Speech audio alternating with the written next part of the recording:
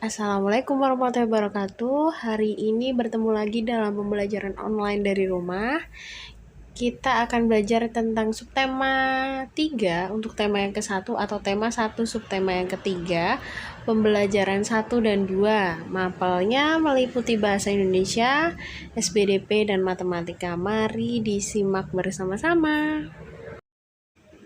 Muatan bahasa Indonesia, kita akan belajar tentang daur hidup hewan ya.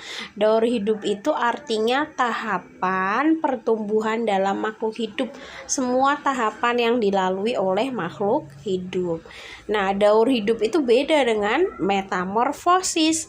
Kalau metamorfosis itu adalah proses perubahan bentuk hewan.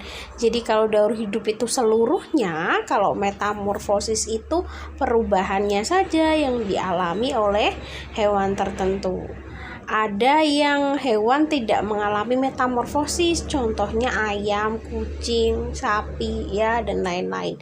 Metamorfosis sendiri itu ada dua, ada metamorfosis sempurna dan tidak sempurna. Yang dimaksud metamorfosis sempurna itu tubuh pada hewan itu mengalami perubahan secara kasat mata atau dapat dilihat. Misalnya dari telur menjadi ulat, kemudian menjadi kepompong, kemudian menjadi kupu-kupu. Contoh hewan yang mengalami metamorfosis sempurna itu kupu-kupu, katak ya. Kemudian kalau metamorfosis tidak sempurna, itu tubuhnya perubahannya tetap ya. Misalnya itu jangkrik, kecoa itu mengalami metamorfosis tidak sempurna. Ayo perhatikan daur hidup kupu-kupu pada gambar ini ya. Daur hidup kupu-kupu itu dimulai dari telur. Setelah jadi telur nanti akan menjadi ulat ya.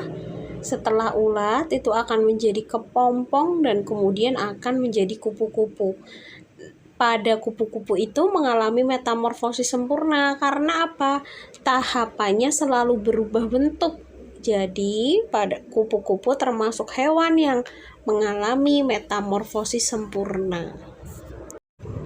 Yang berikutnya adalah daur hidup katak ya. Katak itu hewan yang hidup di dua tempat, yaitu di air dan di darat, maka dinamakan hewan amfibi. Daur hidupnya itu dimulai dari telur, kemudian berubah menjadi berudu, kemudian menjadi katak muda atau katak kecil dan menjadi katak dewasa. Yang perlu diketahui, berudu itu bernafas menggunakan insang ya. Sedangkan untuk katak itu bernafas menggunakan paru-paru. Jadi beda antara masih jadi berudu menggunakan insang dan ketika sudah jadi katak itu menggunakan paru-paru. Untuk muatan SBDP kita akan belajar tentang gambar dekoratif ya. Gambar dekoratif itu adalah gambar yang dipakai sebagai hiasan, misalnya hiasan dinding, hiasan dalam kartu, undangan, dan lain-lain. Gambar dekoratif itu dapat berupa bentuk tumbuhan, hewan, dan manusia. Unsurnya itu bisa menggabungkan titik-titik, warna, dan garis ya. Jadi gambar dekoratif itu biasanya digunakan sebagai hiasan atau tempelan pada undangan ulang tahun dan lain-lain. Nah, sekarang diperhatikan contohnya. Contohnya di sini ada gambar dekoratif berupa ikan ya.